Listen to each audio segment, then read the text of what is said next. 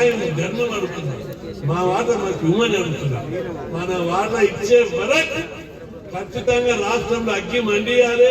ఇక్కడ వచ్చిన నాయకులంతా ఏమీలు చేశారు, పల్లెలో వంట వర్క్ చేశారు, రస్తా రోగ చేశారు, రైలు రోగ చేశారు, రాళ్లతో లీడర్లను కొట్టారు. నేను లీడర్లను కొట్టమని చెప్పడం లేదు, కానీ కనీసం గిరాలు చేయండి, ఎమ్మెల్యే క్యాంపులు ముట్టడించండి.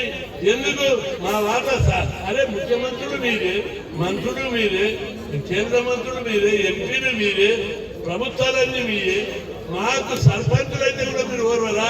రాజ్యాధికారంలో వాటా పార్లమెంటులో బీసీపీలు పెట్టి చట్టసభలో రిజర్వేషన్లు పెట్టినలాగా ఈ ఉద్యమం ఆగదని మొన్నటి బంధు పల్లెటూరులో కూడా అధికారులు బంద్ చేసి అందరూ చాలా బ్రహ్మాండంగా బంధు చెప్పి బీసీల యొక్క ఐక్యతను దాడితే పాలకుల గుండెలు అరిగిపోయాయి.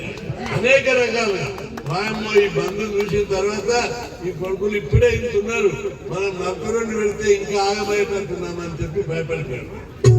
కాబట్టి సోదరులందరికీ నేను విజ్ఞప్తి చేస్తున్నా, ఈ ఉద్యమం బలంగా విస్తరిస్తుంది, దీన్ని మరింత ముందుకు తీసుకుపోవాలి. మన వీళ్ళందరూ అగ్రకులాలలో ఉన్నందుకే అన్ని స్థాయిలలో ఎమ్మెల్యేలు వాళ్ళే, మంత్రులు వాళ్ళే, ముఖ్యమంత్రులు వాళ్ళే, జడ్జీలు వాళ్ళే. కాబట్టి తప్పనిసరిగా మనకు వ్యతిరేకంగా కలగజేస్తుంది.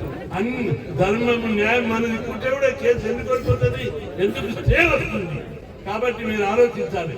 ఒక్కసారి అన్ని వ్యవస్థలను కులిపేస్తే, భయం పెడితే తప్పనిసరి దిగి వస్తారని చెప్పి మీ అందరికి గుర్తు చేస్తున్నా. ఈ ఉద్యమం ఇంకా విస్తరింపజేస్తే అన్ని వ్యవస్థలు ఉలిపి వణికిపోయి భయపడి ఇక ముందొచ్చే జడ్జిమెంట్లన్నీ మనకి న్యాయాన్ని ఆలోచిస్తారు. అదే వీళ్ళు పోయిన దాంట్లో న్యాయం ఉంది, ధర్మం ఉంది. న్యాయం కంటే ధర్మం గొప్పది, ధర్మం గొప్పది. కాబట్టి ధర్మం ప్రకారం వీళ్ళకి ఇవ్వాలని వాళ్ళందరూ కూడా వాళ్ళ మైండ్ సెట్ మార్చుకుంటారు.